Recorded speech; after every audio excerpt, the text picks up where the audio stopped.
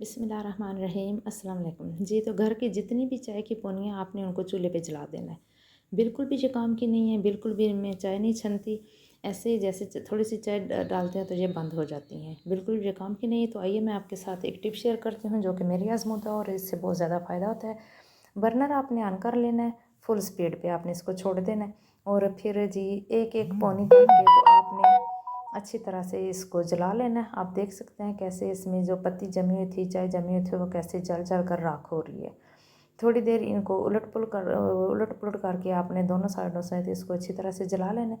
बारी बारी सारी पोनियों को इस तरह ही आप ना तो हाथों से रगड़ना पड़ेगा इसको कि आप स्टील जो स्क्रबर जो होता है वो उससे मांझ किया तो अपने हाथ जख्मी कर लें। उससे तरह करने से वो साफ़ भी नहीं होती है, लेकिन इस तरह करने से आप देख सकते हैं जैसी चाय जमी हुई थी वो सारी जल गई है और साइडों पे से भी अच्छी तरह से सारी जो इसके अंदर चाय जमी थी वो भी निकल रही है। और इस तरह साफ़ करने से एक तो ये स्टेराइज हो जाती हैं और बहुत अरसा फिर ये चाय आप देख सकते हैं कैसे चाय जो है वो जल रही है, उसको भी आग लगी हुई है। बिल्कुल भी पौनी जो है वो ख़राब नहीं होगी बल्कि अच्छी तरह से साफ़ सुथरी हो जाएगी। बस आपने हल्के हल्के हाथों से इसको स्टील स्क्रबर जो होता है उससे रब करना है तो आपकी पौनी बिल्कुल नई नकोर हो जाएगी। दूसरी पौनी भी मैंने इसी तरह साफ़ कर ली है और सारी पौनियों को घर में जितनी भी पौनियाँ एक ही दफ़ा इकट्ठी करके पास रख लें और बार बार इनको इस तरह आग पर जलाएं और अपनी पौनियों को बिल्कुल नया करें। बाज़ार जाकर नई नई पौनियाँ लाने की आपको बिल्कुल ज़रूरत नहीं पड़ेगी। ये देखें जैसे जैसे हम ये इस्तेमाल करते जाते हैं तो आहिस्ता आहिस्ता इसके ऊपर चाय की एक तह बनती जाती है जो कि आहिस्ता आहिस्ता बहुत सख्त हो जाती है। फिर वो हम जितना भी उसको मांजें वो उतरती नहीं। ये तो मेरी सारी पौनियाँ बिल्कुल नई हो चुकी हैं, मैंने इनको वॉश कर ली है। आप देख सकते हैं कि पहले में और अब में कितना डिफरेंस है। कैसी लगी आपको मेरी ये टिप? ये तो चलते हैं जी नेक्स्ट टिप की तरफ। ये है जी पिज़्ज़ा सॉस से जो बक्स आते हैं पिज़्ज़े के साथ, इनको आप बिल्कुल भी वेस्ट नहीं करें, अखबार से जुगाड़ बनाएं लगाएं और अपने घर को ये खुशबूदार और महकता हुआ बनाएं। फोक ले लें, इसको गर्म कर लें या किसी भी नुकीली चीज़ से आप इसमें सुराख कर सकते हैं। मैंने जी फोक ले लिया, अब इसको गर्म किया और इससे कि लिड में जो इस तरह से होल कर लूँगी ताकि जिस मकसद के लिए मैंने इसको इस्तेमाल करना है इसमें से बहुत अच्छा सा काम आए जे और मेरा मकसद पूरा हो जाए जी। तो अब यहाँ पर मैंने इसमें जी डाल देना है थोड़े से मैंने लीव्स ले लिए हैं लेमन ग्रास के। आप ग्रीन टी जो होती है वो भी इसमें डाल सकते हैं। और आप यकीन करें जब मैंने इसको बना के अपने किचन में रखा तो इसकी इतनी प्यारी खुशबू आ रही थी, ऐसे लग रहा था कि जैसे सारे घर में कोई एयर फ्रेशनर किया हुआ है। आप इसमें ग्रीन टी भी डालें तो भी यही खुशबू आएगी, इसी तरह का महकता हुआ आपका घर होगा। और इसके बाद जी हम अब हमने इसमें डाल देना है थोड़ा सा, इसमें सिरका डालेंगे, वाइट सिरका जो होता है वो इसमें थोड़ा सा डालेंगे ताकि अच्छी तरह से इसमें सोख हो जाए। इसको भिगोने के बाद हमने इसमें डाल दिया जी वनीला एसेंस। आप अपनी पसंद से कोई भी खुशबू जैसे कोई परफ्यूम वगैरह डाल सकते हैं इसमें जो आपको पसंद हो। और थोड़े से मैंने इसमें लौंग शामिल कर दिए हैं, लौंग से पूरा घर आपका महकता फिरेगा।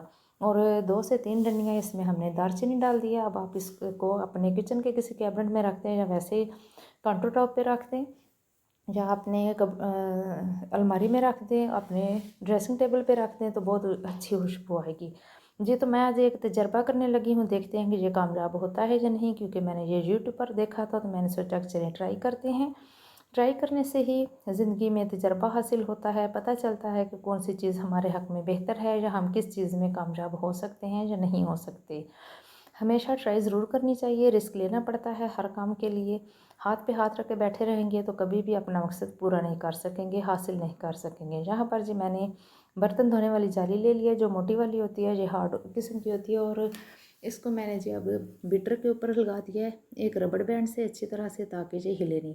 एक पैन में मैंने पानी ले लिया था तकरीबन 1 जग के करीब और इसमें आलू डाले हैं और मकसद ये है कि हमारा कि आलूओं के छिलके जो वो आसानी से उतर जाएँ। लेकिन जब मैंने देखा जी ये तो शराशर पानी जो है वो उड़ रहा है, तो मैंने इसमें थोड़े से आलू भी डाले और पानी भी डाला और दोबारा से जो बीटर है वो ऑन कर दिया। अब मैंने इसको कुकर में शिफ्ट कर दिया है कि शायद थोड़ी जगह जो है वो स्पेस जो है वो तंग होगी तो फिर ये अच्छा वर्क करेगा, लेकिन नहीं जी, ये मेरा जो टिप है ये फेल हो चुकी है। बिल्कुल भी ये कामयाब नहीं है, बिल्कुल इससे मुझे अपना मकसद पूरा होता हुआ नज़र नहीं आ रहा था। 1-2 आलू से थोड़ा-सा छिलका उतरा था, खैर कोई बात नहीं। पता चल गया कि अब हर तजर्बा जो है वो उससे अपना आप कामयाबी हासिल नहीं कर सकते। उल्टा मेरे किचन में देखिए कितना बिखेड़ा पड़ गया। सारी मशीन जो है ये भी गीली हो गई और मुझे सारा टॉप काउंटर भी साफ़ करना पड़ा। खैर कोई बात नहीं, इसी बहाने आलू साफ़ हो गए। जो मिट्टी लगी हुई थी ऊपर सिर्फ वो उतरी है, छिलका तो बिल्कुल नहीं उतरा। सारी चीज़ों को मैं ड्राई करके एक साइड पे रख दूँगी और आलू इसी तरह मैं वॉश करके तो बॉयल कर लूँगी या फिर पीलर से इसके छिलके रिमूव कर दूँगी। कोई भी चीज़ जब तक जो हमें खुद भी खानी हो अच्छे तरीके से हम उसको रेडी नहीं करेंगे या प्रेजेंट नहीं करेंगे, चाहे वो मेहमान हों या आपकी फैमिली हो, तो चाहे खाना कितना भी मज़े का क्यों ना हो, अगर अच्छे तरीके से प्रेजेंट नहीं किया गया तो उसका ना तो टेस्ट अच्छा लगेगा और ना ही देखने में भी वो अच्छा लगेगा। अपने दिल को खुश करने के लिए ये देखिए मैंने फूल खुद बनाए थे, टॉवल मैंने ले लिया, नया टॉवल मैं लेकर आई थी किचन के लिए, तो थोड़ी देर के लिए मैंने बस एक तजर्बा किया कि देखने में ये कैसा लग रहा है और आपको ये कैसा लगा। खाने तो मैंने चने ही हैं, दिन को मैं सिर्फ चने खाती हूँ, खाना वगैरह मैं बिल्कुल नहीं खाती। तो देखिए बस ये मेरा दिल कर रहा था कि मैं इस तरह कुछ करूँ ताकि मेरा दिल भी खुश हो और आपको भी अच्छा